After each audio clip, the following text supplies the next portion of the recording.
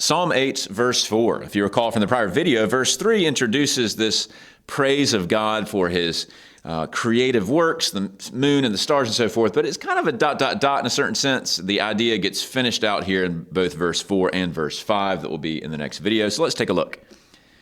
Te estin anthropos, hati memneske autou, huios anthropou, hati episkepte auton. You'll notice that it is a question here, and so this first word here, te, is the interrogative pronoun. You notice you see the accent there. This will be the neuter form, which sometimes means why, but in this case, it's going to be what. And it's what is, and then anthropos here, which could be mankind, but most likely in this case is just going to be man, and we'll see why whenever we take a look at where this particular verse is used in the New Testament. So what is man? And then we have kind of an explanation of why he's asking this question. So we could go with maybe that here. What is man? That. And then memneske. This is from memneskomai, which is not easy to pronounce. You'll see that the morphology here with that eta iota subscript here and no change to the root form. This is a second singular present middle indicative. And this means to remember. I won't finish that out there. So that you remember, and then we have an autou. Now, if you parse this, you'll notice that this is a genitive. So what gives? Why is it genitive here? Is it that you remember of him? If you use a very simplistic Greek one kind of gloss, well, you may recall that lots of verbs will use the genitive as its object as opposed to the accusative that you would typically expect. And so this is going to be that you remember him. It's not a true genitive. It's simply the object of that particular verb. And then we have an or. Of course, eta by itself with all the diacritics can mean several different things, but in this case, it is or. A son of man. Now, I don't think this is a direct connection to Daniel 7. We'll cover Daniel 7 down the road.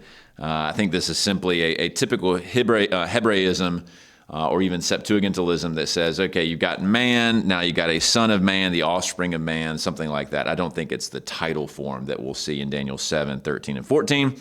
So, or a son of man. Once again, notice the parallelism of the that, and then we have the verb episkepte. You'll see the same ending. It's the same morphology, so second singular present middle indicative.